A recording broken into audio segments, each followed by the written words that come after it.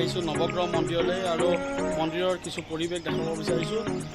গুৱাহাটী মহানগৰৰ চিত্ৰচল পাহাৰত অৱস্থিত আছে এই নৱগ্ৰহ মন্দিৰ। আৰু 1752 চনত আহোম ৰজা ৰাজেশ্বৰ সিংহই মন্দিৰটো নিৰ্মাণ কৰিছিল। আৰু সুন্দৰকৈ ইয়াৰ যিসমূহ দেৱাল আছে, দেৱালসমূহত এনেদৰে ভগৱানৰ যি ফটো অংকন কৰা হৈছে।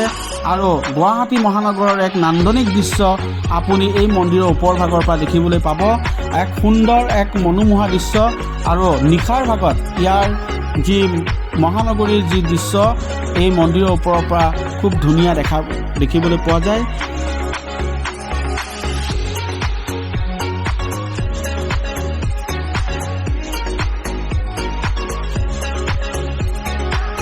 এয়া হৈছে মন্দিৰৰ ভিতৰ ভাগৰ দৃশ্য আৰু ঘূপ মৰা আন্ধাৰৰ মাজতে আমি দেখিবলৈ পাইছিলোঁ যে মন্দিৰৰ যি নৱগ্ৰহ পূজা দিবলৈ এনেদৰে যিসমূহ দৰ্শনাৰ্থীসকল আহে আৰু তেওঁলোকে 9টা গ্ৰহৰ যি পূজা এই পূজা কৰা দেখিবলৈ পোৱা যায়। মন্দিৰলৈ মাহঁতক লৈ আহিছোঁ যেতিয়া ফটোটো একপি উঠাবই লাগিব।